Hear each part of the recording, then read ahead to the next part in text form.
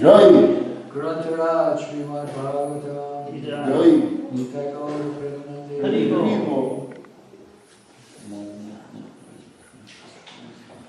Om Namo Bhagavate Vasudevaya. Om Namo Bhagavate Vasudevaya. Om Namo Bhagavate Vasudevaya. Om Namo Bhagavate Vasudevaya. Om Namo Bhagavate Vasudevaya. Om Namo Bhagavate Vasudevaya. Narayana Namaskritya. Narayana Namaskritya. Naram Chaiva Narottamam. Naram Chaiva Narottamam. Devim Saraswati Vyasam. Devim Saraswati Vyasam. Todayam Dhiriyam. Todayam Dhiriyam. Nashta Prayeshu Bhatreshu. Nasta Prayeshu Bhadreshu. Nityam Bhagavata Sevaya. Nityam Bhagavata Sevaya. Bhagavati Uttama Shloke. Bhagavati Uttama Shloke. Bhakti Bhavati Naistiki. Bhakti Bhavati Naistiki. Srimad Bhagavatam, Canto 2, Chapter 1. The first step in God realization. Text number 24.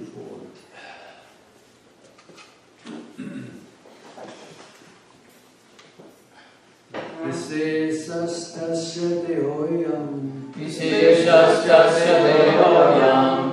Stavishtascha staviyasam. Stavishtascha staviyasam. Yatredam vyajyate vishvam. Yatredam vyajyate vishvam. Bhutam bhavyam pavachchasa. Bhutam bhavyam pavachchasa. Visesas tasya dehoyam. Visheshastasya dehoyam. Stavishtascha staviyasam. Stavishtascha staviyasam. Yatredam vyajyate vishvam. Yatredam vyajyate vishvam. Bhutam bhavyam pavachchasa. Bhutam bhavyam pavachchasa. Vishesastasya dehoyam. Visheshastasya dehoyam. Stavishtascha staviyasam. Stavishtascha staviyasam. Yatredam vyajyate vishvam. Yatredam vyajyate vishvam. Bhutam bhavyam pavachchasa. Bhutam bhavyam pavachchasa. Please chant.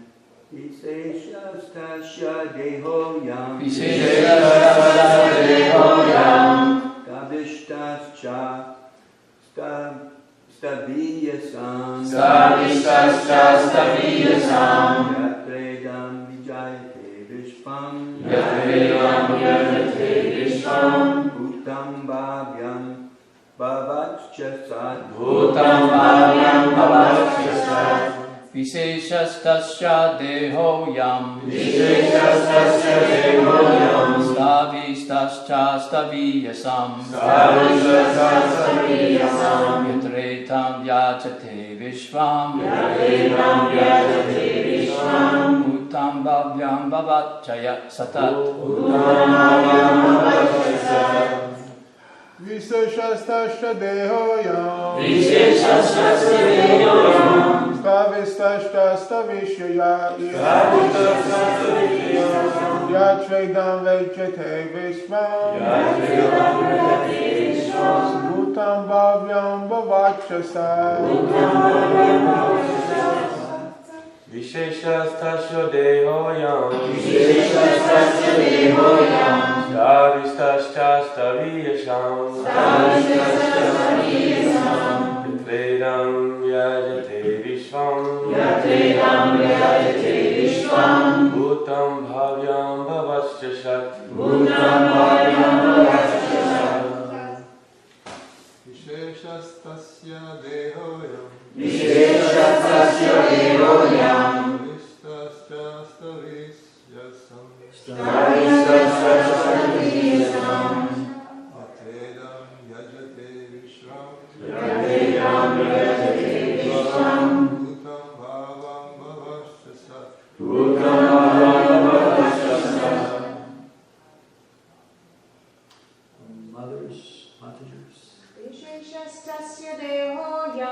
Visheshastasya dehoyam. Savishtaschastaviyasam. Savishtaschastaviyasam. Yatredam vyajate vishvam. Yatredam vyajate vishvam. Bhutam bhavyam avachasat. Bhutam bhavyam avachasat. Visheshastasya dehoyam. Visheshastasya dehoyam. Avishtaschastaviyasam. Savishtaschastaviyasam. Yatredam vyajate vishvam. Yatredam vyajate vishvam. Bhutam bhavyam avachasat. Bhutam bhavyam avachasat. Visheshastasya dehoyam. Visheshastasya dehoyam.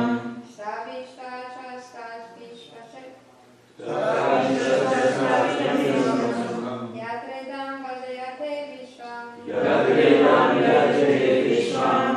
Bhutam bhavyam avachasat. Bhutam bhavyam avachasat. Visheshastasya dehoyam. Visheshastasya dehoyam. Sarvishtaschastaviyasam.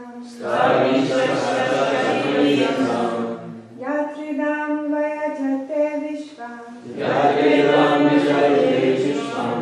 Bhutam bhavyam avachasat. Bhutam bhavyam avachasat. Gotcha. Visheshastasya dehoyam. Visheshastasya dehoyam. Savishtaschastaviyasam. Savishtaschastaviyasam. Yatredam vyajate vishvam. Yatredam vyajate vishvam. Bhutam bhavyam avachasat. Bhutam bhavyam avachasat. Vishesha, Vishesha. personal, Personal. tasya, Tasya. his, His. deha, Deha. body, Body. ayam, Ayam. this, This. stavishishta, Savishta. stavishta, Stavishta. grossly material, Grossly material. and staviyasam, Staviyasam. of all matter, All matter. yatra, Yatra. wherein, Wherein. idam, Idam. all these phenomena, All these phenomena. vyajate, Vyajate. is experienced, Experienced. vishvam, Vishvam. universal, Universal. bhutam, Bhutam. past, Past. bhavyam, Bhavyam. future, Future. bhavat, Bhavat. present, Present. ja, Ja. and sat, Sat. resultant. Resultant. Translation: this gigantic manifestation of the phenomenal material world as a whole is the personal body of the Absolute Truth, wherein the universal resultant past, present, and future of material time is experienced. Please repeat. This gigantic manifestation This gigantic manifestation of the phenomenal material world of the phenomenal material world as a whole as a whole is the personal body of the Absolute Truth, is the personal body of absolute truth, wherein the universal resultant past, present, and future wherein the universal result of past, present, and future of material time of material time is experienced. is experienced. Purport. Anything, either material or material, is but an expansion of the energy of the Supreme Personality of Godhead. And as stated in the Bhagavad Gita 13:13, the omnipotent Lord has his transcendental eyes, heads, and other bodily parts distributed everywhere. He can see, hear, touch, or manifest himself anywhere and everywhere. For he is present everywhere as the super soul of all infinitesimal souls, although he has his particular abode in the absolute world. The relative world is also his phenomenal representation because it is nothing but an expansion of his transcendental energy.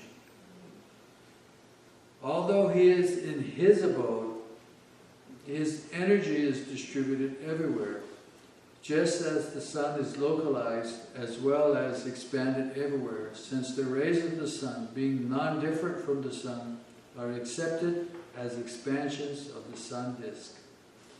In the Vishnu Purana, 122.52, it is said that as fire expands its rays and heat from one place, similarly, the Supreme Spirit, Personality of Godhead, expands himself by his manifold energy everywhere and anywhere.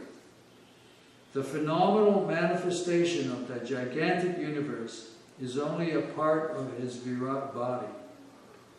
Less intelligent men cannot conceive of the transcendental, all-spiritual form of the Lord, but they are astounded by his different energies, just as the Aborigines are struck with wonder by the manifestation of lightning, a gigantic mountain, or a hugely expanded banyan tree. The Aborigines praise the strength of the tiger and the elephant because of their superior energy and strength. The Asuras cannot recognize the existence of the Lord, although there are vivid descriptions of the Lord in the revealed scriptures. Although the Lord incarnates and exhibits his uncommon strength and energy, and although he is accepted as the Supreme Personality of Godhead by learned scholars and saints like Vyasadeva, Narada, Asita, Devala in the past, and by Arjuna in the Bhagavad Gita, as also by the acharyas like Shankar, Ramanuja, Madhva, and Lord Sri Chaitanya in the modern age. The Asuras do not accept any evidential proof from the revealed scriptures, nor do they recognize the authority of the great acharyas. They want to see with their own eyes at once. Therefore they can see the gigantic body of the Lord as Virat, which will answer their challenge. And since they are accustomed to paying homage to superior material strength like that of the tiger, elephant, and lightning, they can offer respect to the Virat root. Lord Krishna, by the request of Arjuna, exhibited his Virat root for the Asuras. A pure devotee of the Lord, being unaccustomed to looking into such a mundane, gigantic form of the Lord, requires special vision for the purpose. The Lord therefore favored Arjuna with special vision for looking into his Virat Rupa, which is described in the 11th chapter of the Bhagavad Gita. This Virat Rupa of the Lord was especially manifested, not for the benefit of Arjuna, but for that unintelligent class of men who accept anyone and everyone as an incarnation of the Lord, and so mislead the general mass of people. For them, the indication is that one should ask the cheap incarnation to exhibit his Virat Rupa and thus be established as an incarnation. The Virat Rupa manifestation of the Lord is simultaneously a challenge to the atheists and a favor for the Asuras, who can think of the Lord as Virat, and thus gradually cleanse the dirty things from their hearts in order to become qualified to actually see the transcendental form of the Lord in the near future. This is a favor of the all-merciful Lord to the atheists and the gross materialists. Srila Prabhupada ki jai. Om Kyaniti Mivanasya Dhananjana Salakaya Chakshu Militam Tasmai Shri Guruve Namaha. So, In the Bhagavad Gita it says, Aham sarvasya prabhavo mata sarvam pravartate. That everything emanates from Krishna. So, in this first step in God realization, we understand that the first step in realizing Krishna is that we have to hear. And it's very obvious that at the beginning of the Srimad Bhagavatam that we have to hear how great the Supreme Personality of Godhead is.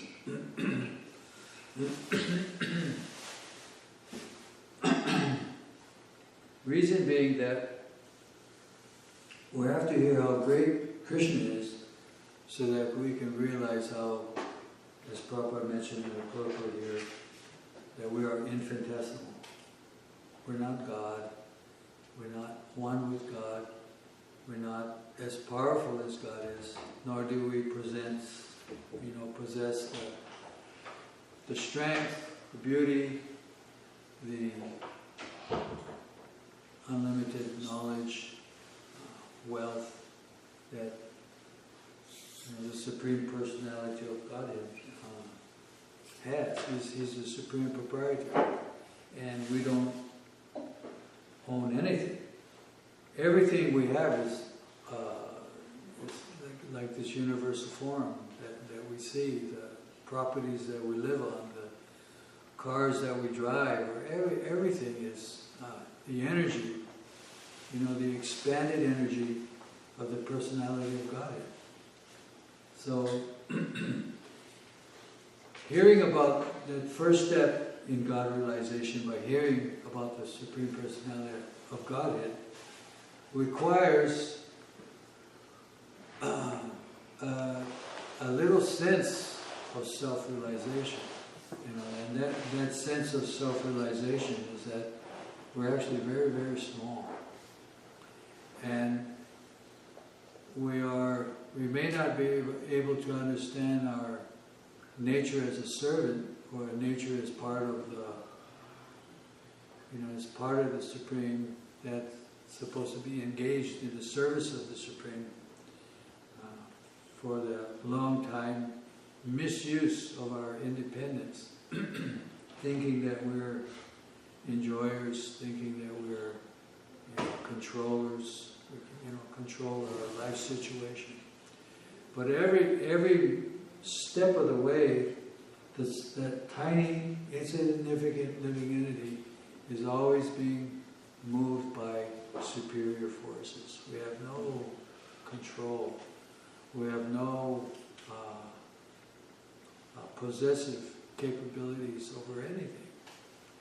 We can just see that, we might think that we're President of the United States, or, the most powerful man in the world, as they say. But in one moment, everything's gone. And who are we after our short, brief stay in this material body? What happens beyond?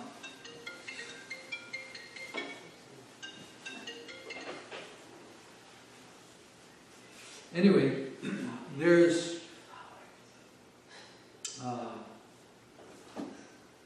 the verse in Bhagavad Gita where Krishna says, Mamayvam so jiva loka jiva bhutasana, where he declares that all of us are his eternal parts and parcels. And he continues to say that we're all struggling within this universal form of the Lord. Krishna, he's pervading every atom, but at the same time, Krishna is very, very friendly to the insignificant living entity. Because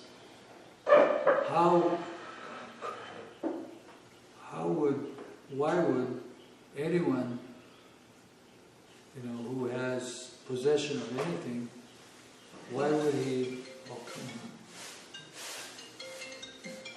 where's the buttons for turning off this phone? To the Here side. it is. I can do it for you. I got it.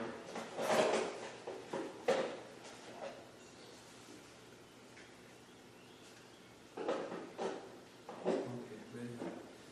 So, why would someone who is not in need of anything, someone who's enjoying with beautiful, the cowherd maidens in Raga, and has, beautiful boyfriends that he's out there playing and every day swimming and playing ball games and, jumping off the trees and swimming in the clear waters and with fragrant blossoming flowers and desire trees that produce any.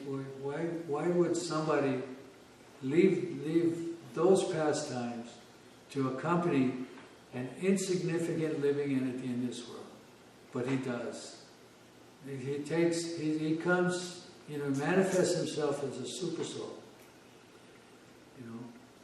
Like how they say the two birds in the tree, one's enjoying the fruit and one is witnessing. The Lord is so friendly that he accompanies us into this world to witness our activities and manifest himself as a spiritual master. And, witnessing our activities, always trying to encourage us in unlimited ways to get us to turn our head back towards, turn our face back towards the Lord. So the Lord is like that. He's so friendly that he accompanies that insignificant living. He's so friendly to every living entity that he accompanies. It's hard to grasp sometimes. You think that he's expanded in the heart of every living being, every living entity, everywhere. Dogs, trees, hogs, camels, insects, aquatics. He's there in the heart of every living entity, accompanying. So we can understand that the Lord is very, very friendly to the living entity, to accompany him in that way. And then all of the efforts of giving the living entity a guru to once again explain that, my dear friend, you are subordinate. I am the predominator, and you are the predominated. You are my subject. I am the supreme worshipable object, and you should, once again learn how to relate to me. So the Supreme Lord, in that way, he is writing Srimad Bhagavatam as the incarnation of Vyasadeva, and he's giving these unbelievable descriptions, very fantastic descriptions of his form, how he manifests in the material nature, all of his forms, where he manifests in the unlimited Vaikuntha planets, how he manifests himself in Goloka Vrindavan, just so that we can once again not just exist. We all feel alive, but there's three parts to the living entity. One is existence, the other 2/3 is knowledge, and then there's bliss. But unfortunately, most living entities only exist and they just feel they just exist. They're not aware because of being covered by this material body, and they're not aware, they're in ignorance. So they can't experience the awareness of, the self-realized living entity. Nor can they experience the blissfulness. They just, living entities in general just exist. And what is that existence? It says it's a struggle for existence.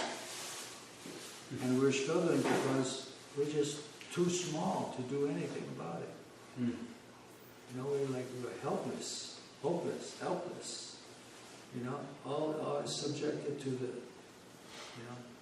birth, death, old age, and disease. So therefore, the living entity by the mercy of his friend, the Supersoul, the Supersoul gives him the spiritual master so that he can begin to understand his nature. And what is that nature? We're small, and we're always submissive. We submit to things 24/7. We submit to sleep, we submit to eat, we submit to mate, we submit to defend. We're always, every second, submissive. But we forgot that this nature of that we're actually under the influence of nature. We don't know. So we think that we're independent and arrogantly think that we can lord over this material nature. But we're by nature submissive. So by hearing the Bhagavatam, hearing how great Krishna is, we can understand that by the instructions of the Guru, we can apply that submissiveness to hearing Srimad Bhagavatam. Prabhupada calls that an art, the art of submissively hearing Srimad Bhagavatam. But that requires, we have to feel our nature, we have to feel that submissiveness. And we have to apply that submissiveness to the topics of the Srimad Bhagavatam.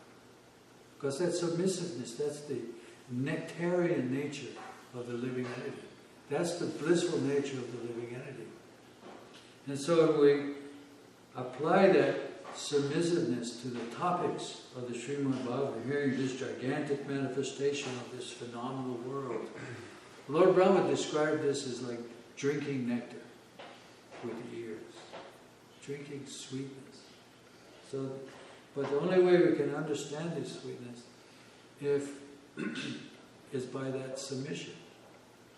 So we can capture our internal nature like that. Not the external nature. The external nature is, arrogance, anger, just sitting, on the submissive living entity.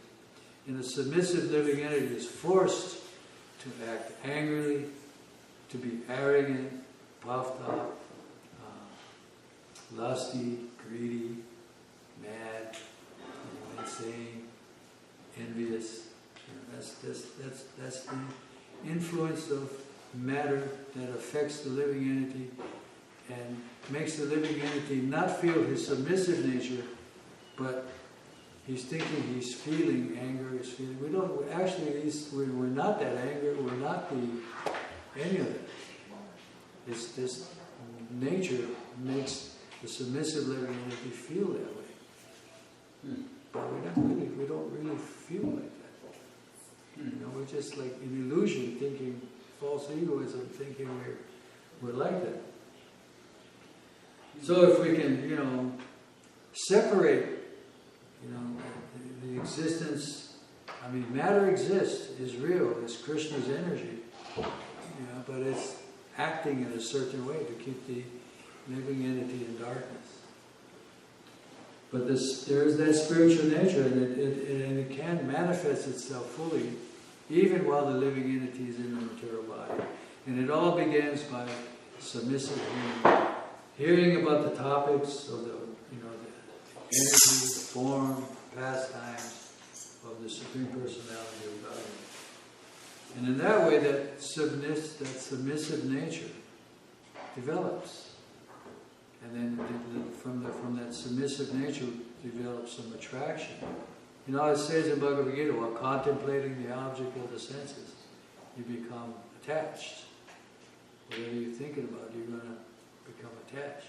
But when you contemplate material nature, that attachment, that so-called attraction and love and attraction is very dim in comparison to the attraction to Krishna's name, form, devotees, the attributes of the Supreme Personality of Godhead, his entourage, and so on. So,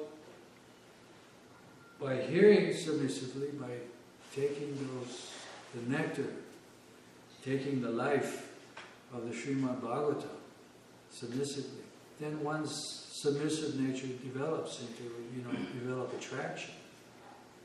But not like attraction of of the contemplating the gross objects of the gross senses. That attraction to material will bind one and make one become full of anxiety. But the attraction that one develops because of the submissive nature, hearing these topics, and then these feelings of attraction develop for Krishna, and then he begins, that's the beginning of one's faith. He has that appreciation, that shraddha. And as one knows how to apply his feelings of attraction to Krishna, then those feelings develop further into, fixed faith, taste for the nectar of being a spiritual being, and making friendship with the personality of God, and tasting the sweetness of eternality, not just drinking the poison of anxiety and miserable life, but actually tasting the nectar of eternal life, and the relation with Krishna that always increases into, exponentially. Whereas in material life, misery increases exponentially. Mm-hmm. But somehow or other we have Krishna, we have those moments where we think of Krishna and we get some relief from the misery of anxiety. But as a living entity learns how to apply himself to spiritual life and to spiritual things, by putting your feelings into Krishna. Because once you stop putting your feelings into Krishna, Maya is right there. Mm. Sometimes we feel oppressed, or we feel stifled, and we're not, it's like we're banging our heads on the wall. The head gets so dull that we're just forced to go to sleep. You don't even think of Krishna when you go to sleep. You just think of your soft bed and your pillow, and you just let me forget about this fatigue and so on. So that's the struggle for existence. Without being in ignorance and being without bliss. Just living like a third of your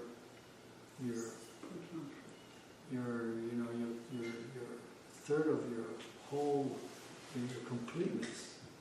So we're not feeling complete. We always want happiness and we want peace from this material nature. So Krishna is the solution. Krishna consciousness. Consciousness means you have consciousness over your whole body. Consciousness means you can feel. But after being in the material world, life after life, you get sick of feeling this body. You get sick of eating. God, I gotta go feed this darn thing again. And then the urge for sex, I become sick of it. It's like, Christ, there's something. There's got to be something else. And then, like you want to do something, then you're forced to go to sleep, and you're fatigued. God, I hate this sleep already. It's such a waste of time. I could be doing something. So like that, it's just repressed and stifled. So like Krishna says in the Bhagavatam, what can this repression accomplish? Trying to hold things down and, try to be in control. You can't do it. But when one is submissive, and he applies his submissive feelings to Krishna, then Krishna starts, everything just starts coming in, and you start waking up and start feeling alive, and you start being awareness of something superior. Yes, it's awareness. This is when you develop knowledge, it's your awareness. So the living entity is full of awareness. Like Trikala Gyana. You get to the point you become Trikala Gyana. You know everything, past, present, future. You can see into the future. You see the past. You can see. I mean, it's amazing, the spiritual life. There's the descriptions we hear. They're amazing. It is amazing. So as we develop further until the point where it just become just unadulterated love for Krishna. No more attraction for the material world. No more attraction for, eating becomes minimized, sleeping becomes minimized. You have the history of the 6 Goswamis. Eating minimized, sleeping almost nil, eating almost nil. Just living on their devotion, their service and Krishna. So there is, it is possible. It's not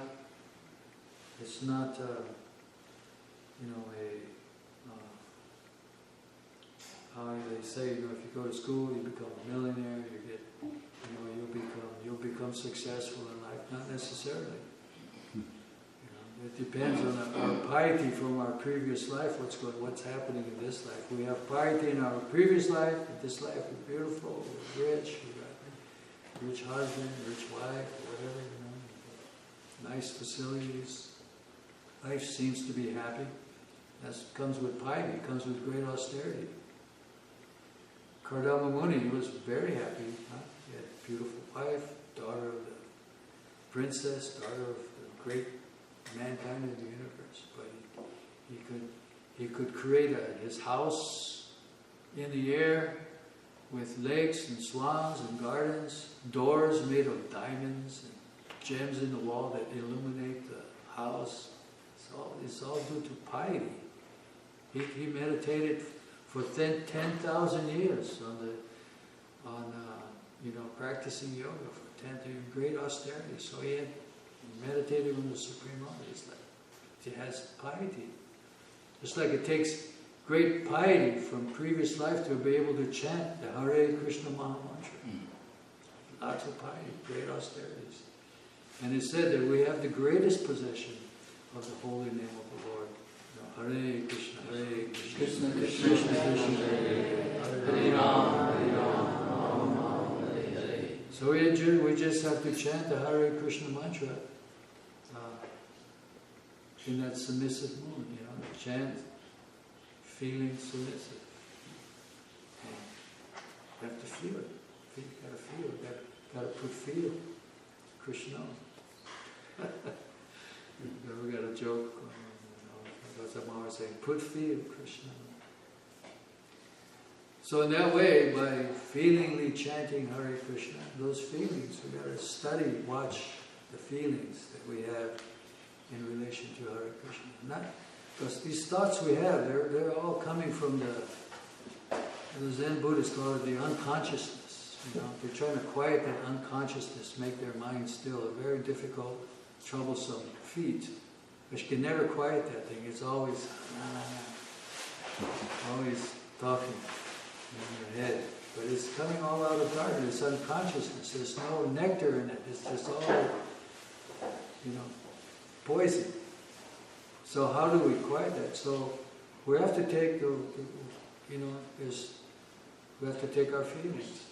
And our beginning feelings of self-realization of that submissiveness. Feelings, and we have to apply our feelings to the Hare Krishna Maha Mantra. Because that's the only thing that can cause our consciousness. I remember in the early days of my youth, they would talk about the consciousness expanding drug, LSD. But all that LSD expanded was the darkness of ignorance and the paranoia. And our consciousness, it expanded, but it expanded in the darkness of ignorance. And then we became crazy and insane. Not knowing what to do, what not to do, thinking that there's something there, but we could never get it because we're so trapped up.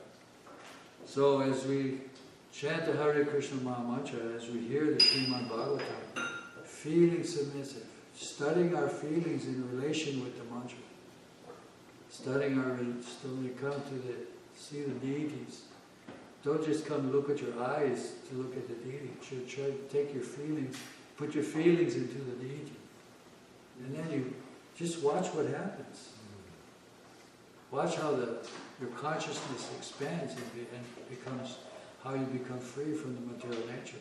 How you can get to the point of giving up unwanted things. How can you do? You can't do it unless you have that param drishva nivartate. How many times have we heard param drishva nivartate? What is that? Higher taste. The higher taste. And it just comes by putting your feelings into Krishna. Just, so nice. The heart becomes more open. Brain becomes clear. Gradually, but for some, Prabhupada always says, immediately. Krishna tells Arjuna that it will not be a very long time. Bhavami nachara aparta. Mritu samsara sagara. I will deliver you from this. You just,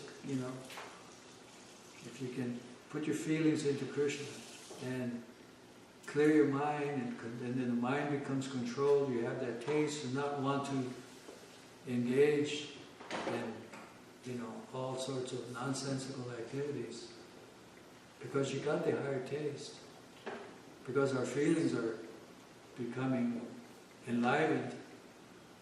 We're developing and becoming more aloof from the material nature and absorbing ourselves in the spiritual nature. Then we become, Krishna says, Bhavami nachara, there will not be a long time. I will deliver you from this ocean of birth and death. Right now we're not so worried about birth and death. It seems like death is so far away. We don't understand that we're so small, we can't see that this is an ocean.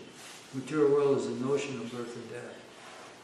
But we can see that we're getting relief from this material nature. And we can see that by applying our feelings into Krishna, we can feel progress and feel development of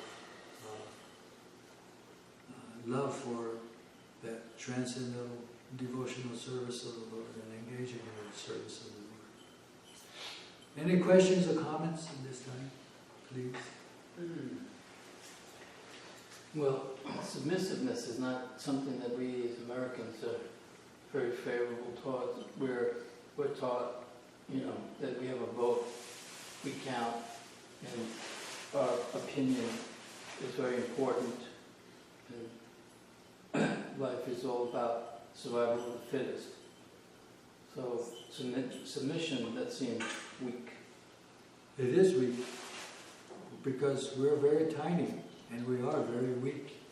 And our submissive nature is, we are weak. So, but nobody wants to take, because of living in it, he takes shelter in his brain, always all the schemes that, like it's described how our senses have so many desires, the legs, the hands, belly, tongue, genital, it's like, these seeds of desires are all constantly, But we're always submitting to all of our desires. We submit to the idea of the survival of the fittest. We submit to all of our democratic way of voting. We're submitting to everything every day. But this submission is weak. It's always weak. We don't want to submit to somebody else. I don't want to submit to you. You don't want to submit to me. We don't want to submit. We want to make revolution against. We want to impeach the president. We want, so many things. But what is that? It all comes from our submissive nature as a living being. So, but sometimes we think that we're not submissive and we're lords. We're not predominated, but we think that we're predominators. But it's not. But we submit to the idea of thinking we're predominators. So it's a submissive nature. And it is a very infinitesimal, small submissiveness. So therefore, we get mixed up, with the influence of the material. But But what makes the living entity strong is when he submits to the personality of God. When he submits to Krishna, then the living entity has the power of the Supreme Personality of Godhead in his hands. It's described that with the residents of Goloka, that they all have the power of the Supreme Personality of Godhead in their hands. That's what's powerful. So if you carry Krishna in your heart, if your feelings are always flowing into Krishna, then you, like Dhruva Maharaj, you know, he became one with the power of the personality of Godhead. He pushed his toe on the ground and the whole earth went out of its position. But was it Dhruva? No. Dhruva was just a little insignificant, small, submissive entity submitting himself to the Lord. And then he's got the power of Krishna there acting. So that's the glory of becoming a devotee. How they say the Vaishnava? He's like the pure Vaishnava is the summum bonum of all the demigods. So powerful. But what is he thinking? He's thinking, I am deep sunk in the muck of this material nature, the pure devotee. I am the worst devotee. Even Radharani herself thinking, I am the worst devotee. The other devotees do so much better than me. So like that, the living entity thinks he's, pure devotee thinks he's lower than the strongest tree. And we are insignificant. We are lower than, you can imagine, so small and so tiny. Just kicked around. You know, some people go, get out of here. So like that, we're just very small. But therefore, it should be, reading how great Krishna is, we should be influenced to take shelter under Krishna's Lord's feet. Yes. So also we were studying not long ago that Krishna is supposed to be the supreme enjoyer. He is the supreme enjoyer. But he was realizing that his devotees like Radharani, the gopis, even the cowboy boys, they're experiencing more pleasure than he is by being his servant. And that's one of the esoteric or inner reasons for his appearing as a devotee, as Lord Chaitanya. So he could experience, so he can experience what his devotees are. I'm supposed to be the supreme enjoyer, but they're enjoying more than me. I want some of that. Well, the devotees are, you can say that it's not like they're enjoying, but they're joyful. Like how Krishna says, devotional service is joyfully performed. So the devotees are seemingly experiencing more joy than Krishna is. And Krishna, because how is it that the small, infinitesimal living entity, pure devotee, can possess the supreme, obligate the supreme enjoyer, proprietor, you know, the Bhaktaram, Tapasam, Savaloka, Maheshwaram, you know, how can the living, small, tiny entity possess the supreme living entity? So there's that powerful force of self-realization,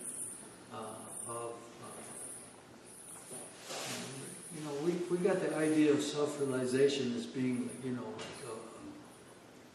I don't know what, you know, like something that's really don't, you know, you read all these Mayavadi books, you really don't have a grasp, you know, they say like, you know, a realization that permeates and pervades your entire being, you know, but it permeates and pervades your entire being with what?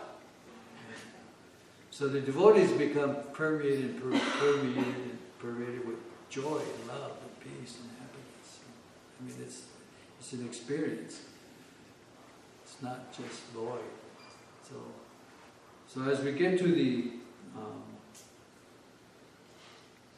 that the living entity, he can possess the supreme, and by his joy, by his love of the supreme. It's just so powerful that Krishna tells his devotee that when my devotee loves me like that, Krishna says he becomes obligated to reciprocate to that love. He can't. It's like he can't help himself. He's attracted to it. Just as we're attracted to Krishna and we love Krishna, Krishna is, and then we experience it. Krishna sees us and we become, blissful, and that makes Krishna blissful. And then when the devotees see Krishna, understanding that Krishna is more, they become more blissful, and it just goes like a transcendental competition. Who can be more?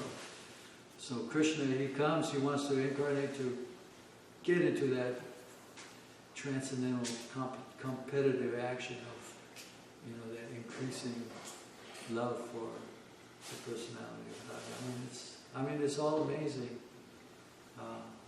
to be able to react to such mercy, to be invited to be part of such a festival of loving devotional service to the personality of God.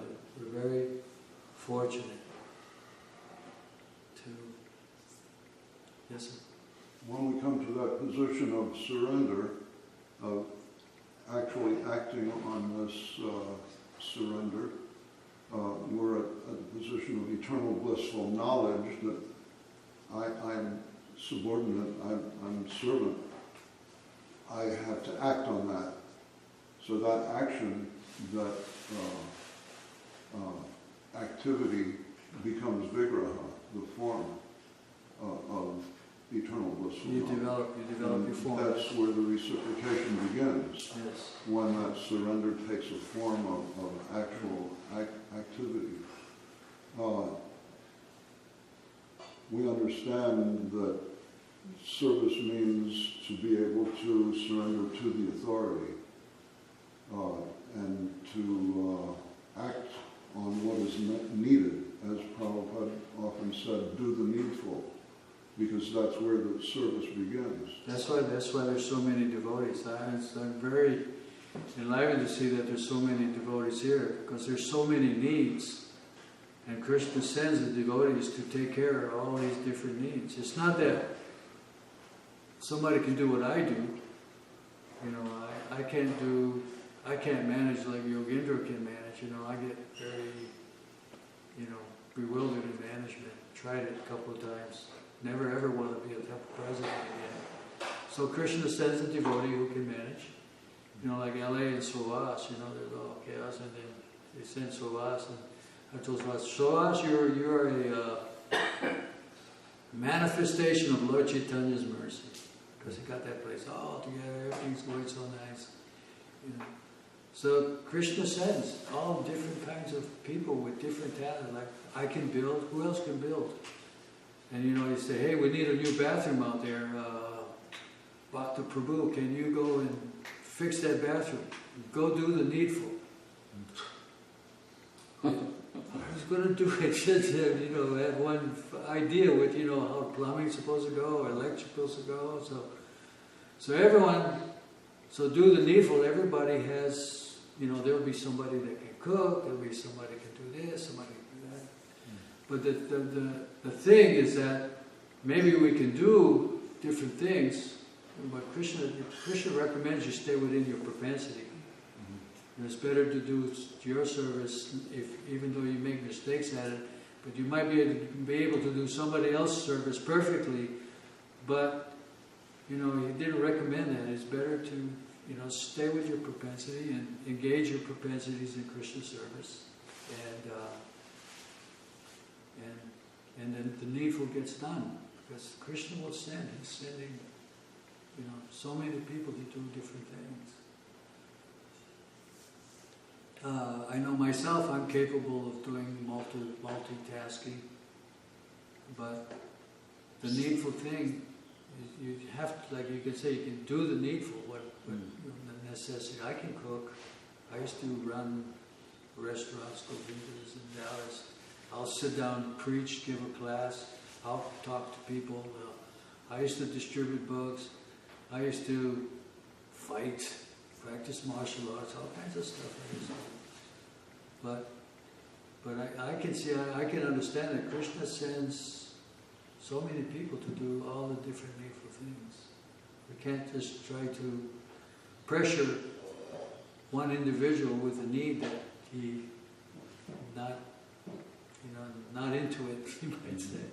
But devotional service, from that submissive nature, enthusiasm does develop. Then you feel enthusiasm. But the point of devotional service is that we have to make sure that we do it friendly. Can't go in there with if we have that harsh, why do I have to do this now? I'd rather be, it's like, I've got to go to grind and go through the mill today, and it's like, I don't feel like it, So then we get that, you have to engage in the devotional service where you pray, please, Anya Bilashita Shunyam. Free my mind from this mental speculation, desire. What am I going to get out of this? What kind of fruits? So free from the desire for fruitive gain, or the desire for liberation. We just want to get out of our miserable condition. That's why we go do the service. I want, some fruit, and some and free from speculation. So devotional service, Anya Abhilashita Shunyam, it has to be done favorably. We have to have a favorable favorable motive, or just the motivation, everything has to be favorable and friendly. Not, acting out of anger or frustration or, we have to be favorable. And so, but by applying our submissive and applying our feelings to Krishna, you develop an attraction which brings enthusiasm, patience, and tolerance. That's all the qualities of the spiritual being. And then our spiritual life becomes successful. Then we don't have to think about it anymore. We just do the nature without even, and do it happily, and favorably, and friendly, and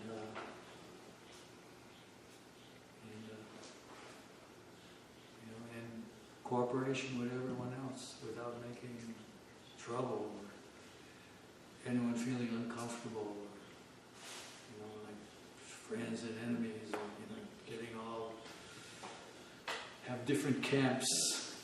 Although in the spiritual world there are camps, there's Chandravali's camp, there's Radha's camp, there's Balaram's cowherd boys and Krishna's cowherd boys.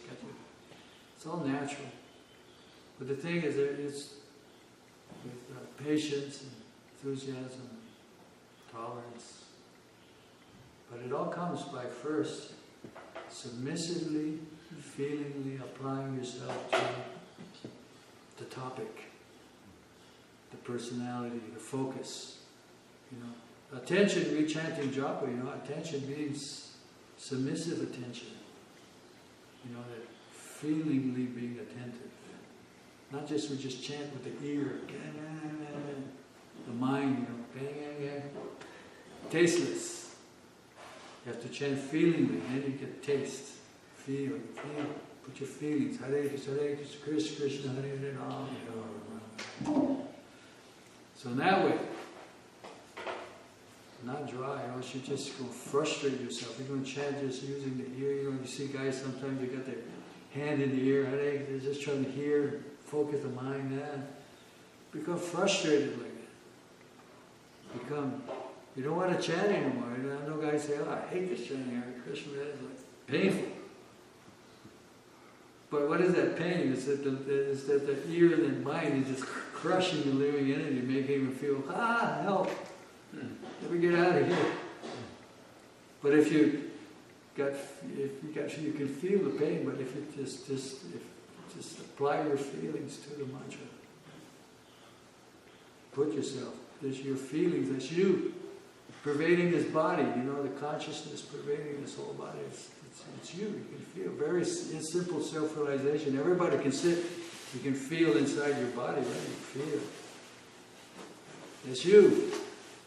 You know, sometimes we're trapped by the genital or we're trapped by the belly, making us feel hunger, making us feel we got to go chase the women or chase a man. You know,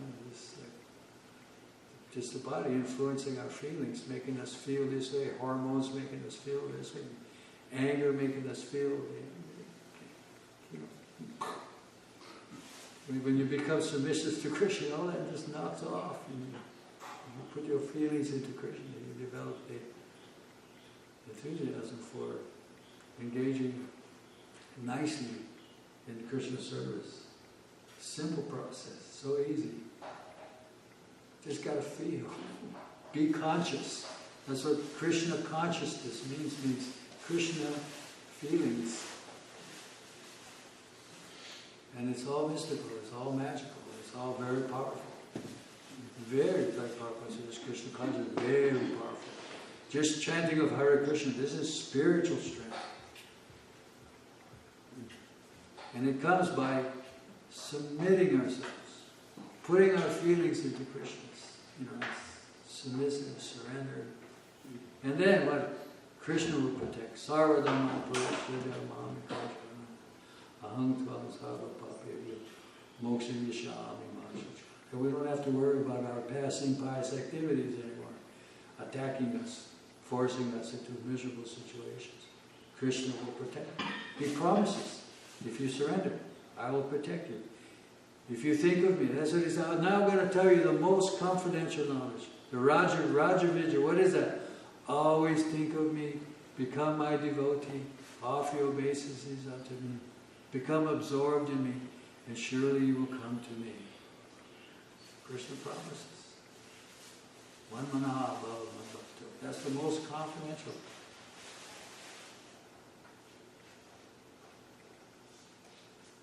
Any other questions or comments? Thank you very much. Srila Prabhupada ki jai.